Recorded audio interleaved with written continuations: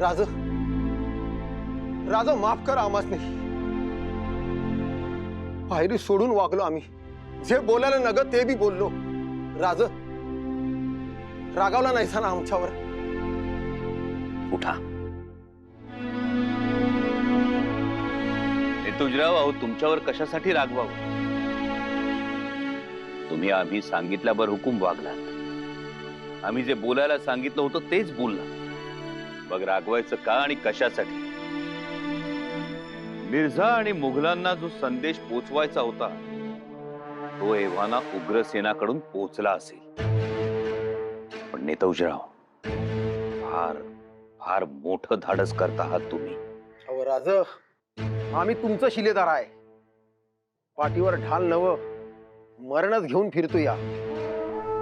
आणि राज, तुमची सावली म्हणून समधी आम्हासनी ओळखतात, मग एवढं धाडस करा ना ग वय। परंतु नेतोजीराव, आयुष्यभर बदनामीची भीती, त्या दुश्मनांकडून पकडले गेलात तर पुढे काय होईल त्याची कल्पना नाही। पुन्हा एकदा विचार करा। राज, या नेतोजीचा विचार आता पक्का आहे। जसं धनुष्यातनं निघालेलं बाण, परमेश्वराच्या चरणी घेतलेली आण आणि दिलेलं दान जसं परत घेता येत नाही, तसं ह्या नेतोजीने दिलेला शबुद्धी मागे घेता येणार नाही। राज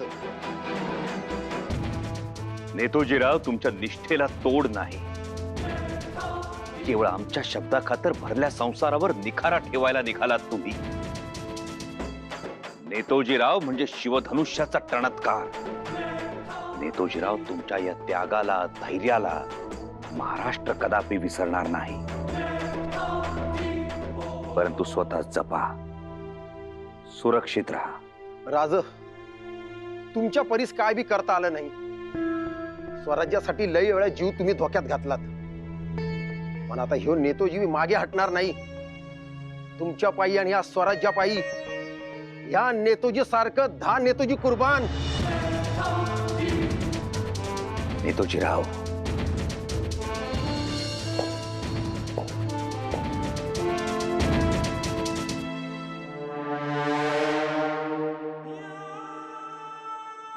खमा खड़ी हुकुम।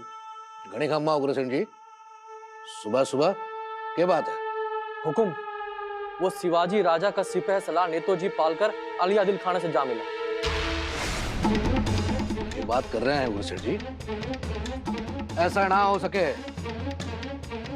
नेतोजी तो शिवाजी की परछाई है, और परछाई जिसको छोड़कर ना जावे है कभी। हाँ ना उग्रसेन जी, आपको कोई गलत फहमी हुई है जरूर। नहीं हुकुम, शिवाजी राजा और नेतोजी के बीच हमारे सामने बेबना हुआ, झगड़ा हुआ।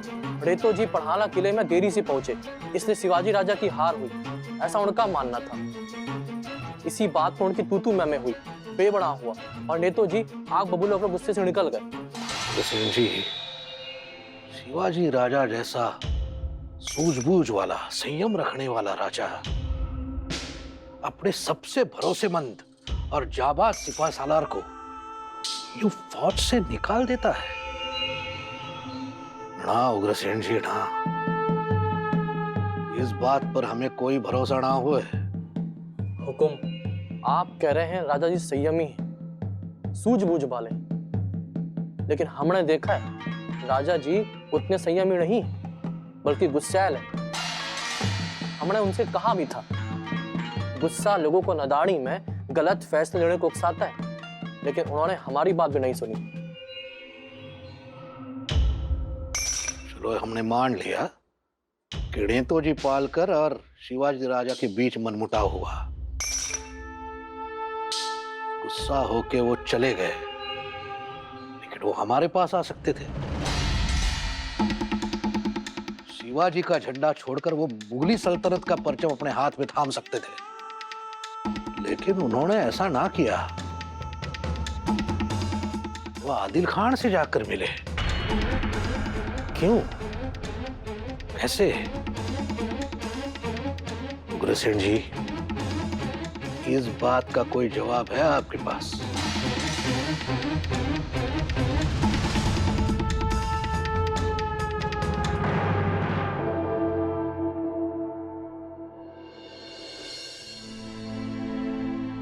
आऊसाहेब, आपल्याच माणसांनी पाठीत खंजीर खुपसावा असा शापच आहे का हो स्वराज्याला? काय झालं सुनबाई? मध्येच असा प्रश्न का विचारता? आऊसाहेब, आम्ही जे ऐकलं ते खरं आहे. राजेंची साथ सोडून नेतोजीराव आदिलशहाला जाऊन मिळाले असं ऐकलं आम्ही.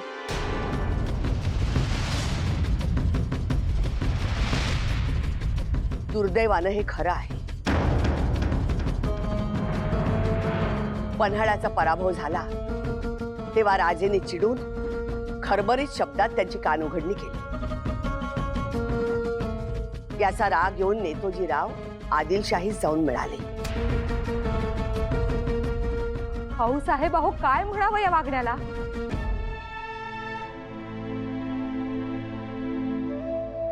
प्रति शिवाजी असा नावलौकिक आहे नेतोजीरावांचा, आणि राजेंचा त्यांच्यावर केवढा विश्वास. प्रत्येक मोहिमेत ते नेतोजीरावांना सहभागी करून घेतात. प्रत्येक महत्वाच्या मसलतीस ते हजर असतात. अहो, स्वराज्यात त्यांचा केवढा मान मरात, आणि त्यांची ही निष्ठा काही कमी नाही राजेंवर, स्वराज्यावर.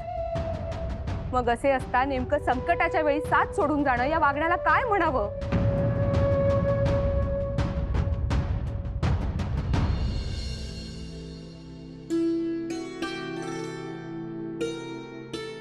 आऊसाहेब, यांना काय झालं? या का अशा निघून गेल्या? आऊसाहेब, आमचा यांना दुखावण्याचा हेतू नव्हता. आम्ही तर फक्त नेतोजीरावांना. आम्ही जाणतो सुनबाई, परंतु पुतळाबाईंचं माहेर पालकरांचं. आपल्या माहेरच्या माणसांनी स्वराज्याशी प्रतारणा केली हे सहन नसेल झालं त्यांना. खरंच आऊसाहेब, त्यांना हिणवण्याचा हेतू नव्हता आमचा. सोयराबाई, काळजी करू नका, आम्ही समजावतो त्यांना.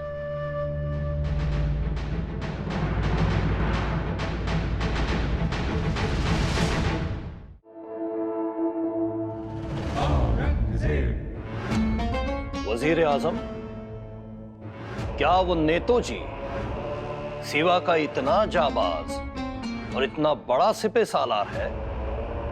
क्या वो इतनी हैसियत रखता है कि उसके और सिवा के बेबनाव से पूरे दक्खन के सियासती मामले उथल पुथल हों? जी हजरत, नेतोजी दक्खन का दूसरा सिवा है। उसके शमशीर का लोहा सब सल्तनतें मान चुकी हैं। उसके घोड़ों की टापों की गूंज सुनकर रियासतों में घबराहट पैदा हो जाती है। हुजूर, सिवा और नेतोजी एक ही सिक्के के दो पहलू हैं। शाइस्ता खां साहब पर किए गए हमले की सबसे अहम कड़ी थे नेतोजी। सिवा के स्वराज की सरहदें महफूज रखने वाला एक जांबाज सिपह सालार है नेतोजी पालकर।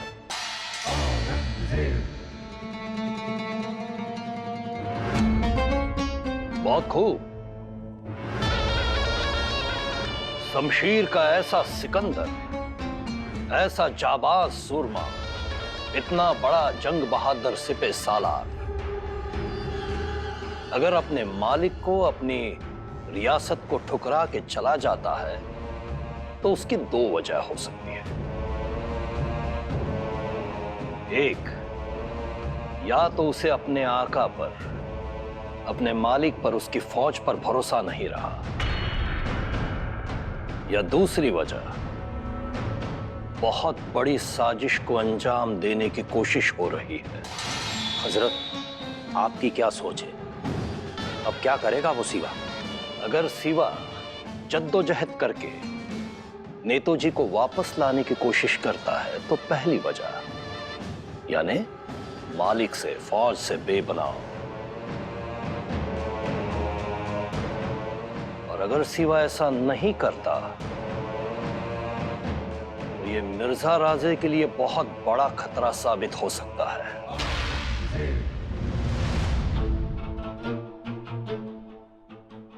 राजे,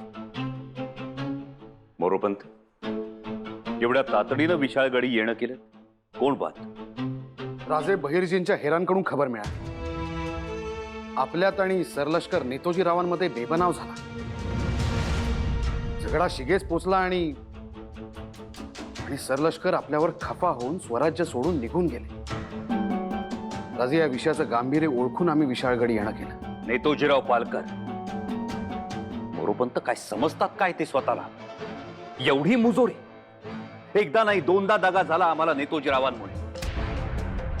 सिद्धी जोहरच्या वेढ्याच्या वेळी नेतोजीरावांची तलवार रुसली म्हणून 18 मास आम्ही पन्हाळ्यात कोंडून पडलो. आणि आता देखील समयास मदतीला धावून आले नाही, त्यामुळे हार पत्करावी लागली. वर समयास कैसे पावला नाहीत म्हणून जाब विचारला तर आमच्यावर खफा होऊन स्वराज्य सोडून गेले. क्षमा असावी राजे, पण आपण शांत व्हा. आपला आणि सरलष्करांचा दोस्ताना, गैरसमज टाळावे. अहो, पाण्यात काठी मारली म्हणजे पाणी कुठं तुटतं होय? तेव्हा आपण सरलष्करांना स्वतः सांगावा धाडला तर गेल्या पावली परत येतील ते, आमची खात्री आहे. तेव्हा राजांनी मनाचा मोठेपणा दाखवून परत आणावं सरलष्करांना. बस मोरोपंत. आणखी नेतोजींचा उल्लेख वारंवार सरलष्कर असा करू नका. ये समयी आम्ही त्यांना बडतर्फ करीत आहोत.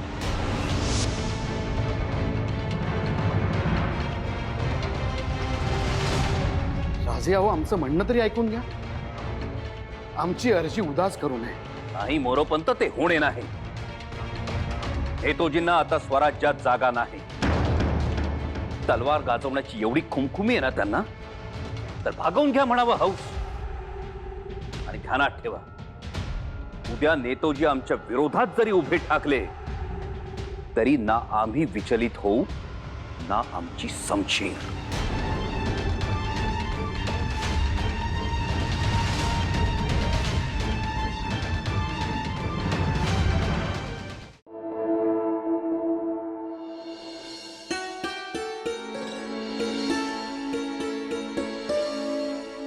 पुतळाबाई,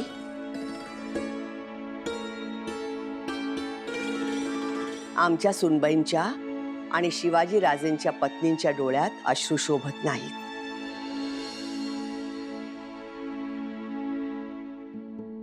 आऊसाहेब,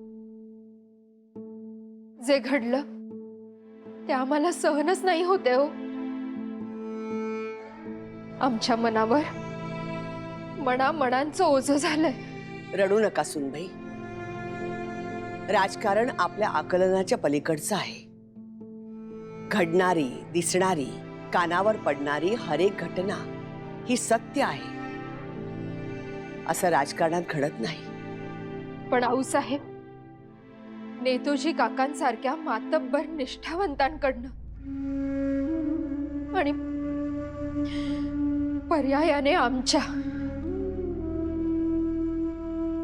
माहेर घराण्याकडनं स्वराज्याची अशी प्रतारणा व्हावी,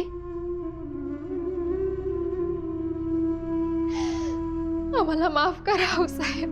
सुनबाई, तुम्ही माफी मागायची आवश्यकता नाही. नेतोजीरावांनी स्वराज्याशी प्रतारणा नसून स्वराज्याची पाठराखण करणारी खेळी खेळली असावी. आम्ही समजलो नाही आऊसाहेब. मुघल राजेंना हाताशी धरून आदिलशाही बुडवू पाहतायत. अशा वेळी नेतोजीरावांसारखा मोहरा पाठवून आदिलशाहीशी संधान बांधून मुघलांसमोर पेच निर्माण करण्याचा मनसुबा असणार राजेंचा. आऊसाहेब, खरंच असेल असं राजेंच्या मनात? आता ते राजे आणि नेतोजीत जाणो.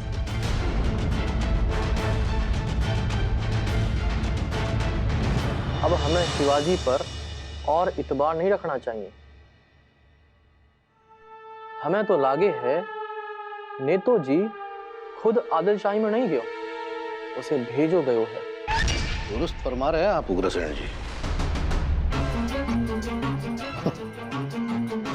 शायद यही साजिश है शिवाजी राजा की, नेतोजी को आदिलशाही में भेजकर आदिल खान से हाथ मिलाने की. तभी तो गणेमी कावा के जानकार होते हुए भी बीजापुर की मुहिम में उनके गणेमी कावा का करारा जवाब नहीं दिया शिवाजी ने. पड़हाला किले के पूरी तरह मालूमात होते हुए भी क्यों शिकस्त मिली उन्हें? ओम शरण चंडी.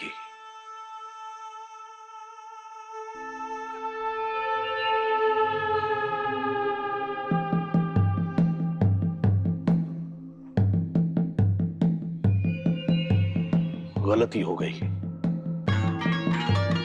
हाँ उग्रसेन जी, शिवाजी राजा पर भरोसा करके शायद गलती हो गई। हमने तो सोचा था शिवाजी राजा जैसा जांबाज जवां मर्द बादशाह सलामत की शरण में आकर मुगली सल्तनत का मातहत बनकर दक्कन की सियासत संभालेगा तो सल्तनत का भी घना फायदा होगा और पूरी दक्कन मुगली सल्तनत के पंजे में लाकर हमारी शोहरत रुतबा बढ़ेगा।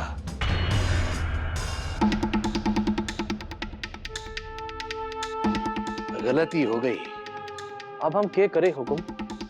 अब हम शिवाजी को ना नजरबंद रख सकते हैं, ना ही उसे अपने मुल्क में खुला छोड़ सकते हैं।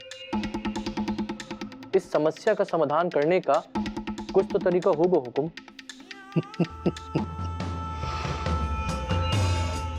अब इस समस्या का समाधान तो एक ही तरह से हुए, जिस दक्कन में आकर हमारी सारी सियासत, सारी चालें उल्टी पड़ गई और जिस शिवा के कारण वो चालें उल्टी पड़ गई, उस शिवा को अब दक्कन में ही ना रखेंगे।